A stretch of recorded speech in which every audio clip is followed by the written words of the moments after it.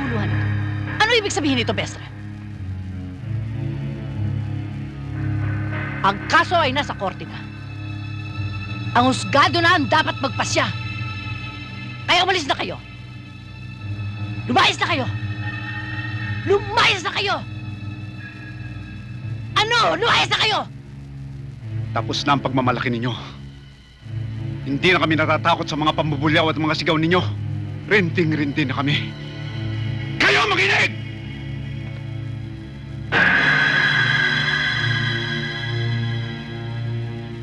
Bautista, aresto yun sila. Nasa loob sila ng bakuran ko? Sige! Iputok mo! Sanay ka na naman dyan, di ba? Punong-puno na tugon ni narating ang mga kamay mo! Sige, iputok mo! Bestre, itigil na natin ito. Para mo ng awa. Ganyan! Magmakaawa ka! Marunong ka rin pala niyan eh. Ang gandang tignan. Lalo na't galing sa'yo. Ano ba talagang kailangan ninyo, ha? Ano ba talagang kailangan ninyo? Pera! Magkano ba kayo? Magkano? Hindi binibenta ang buhay ng kapatid ko! Mga hayop kayo! Sige! Kasama kami! Sige, Gobernador.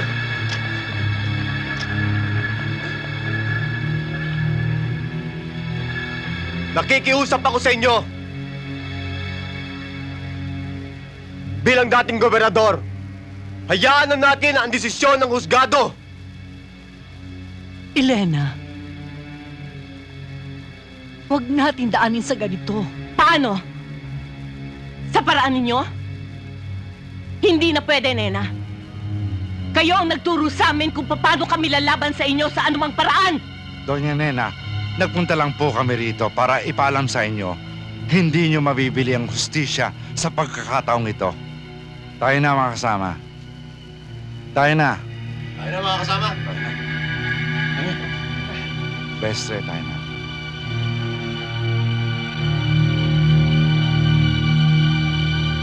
Ikaw, doon ka sa may gate. Kayo, sundan nyo. Mga walang niya, makikita nila ang ganti ko.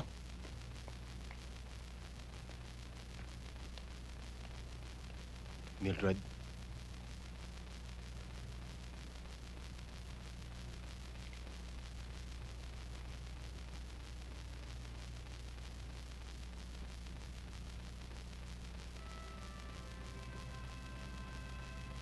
Nasaktan ka ba?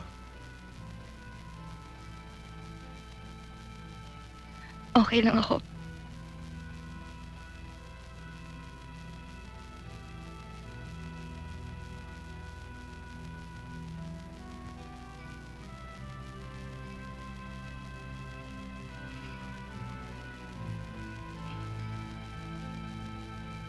Ano, Mildred?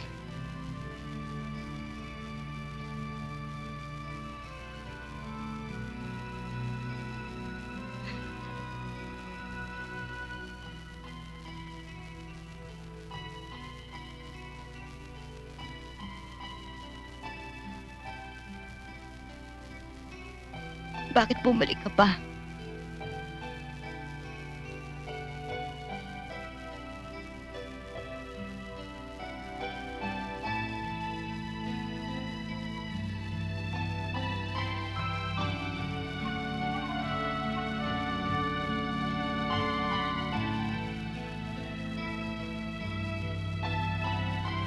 Namiss kita.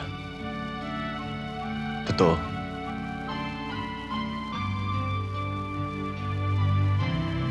Na-realize ko nung nagkalayo tayo.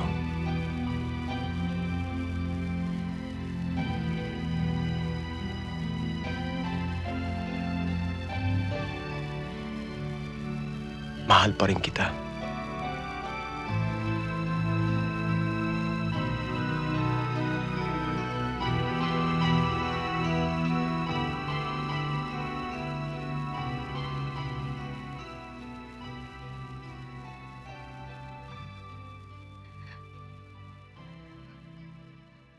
Kailangan din kita.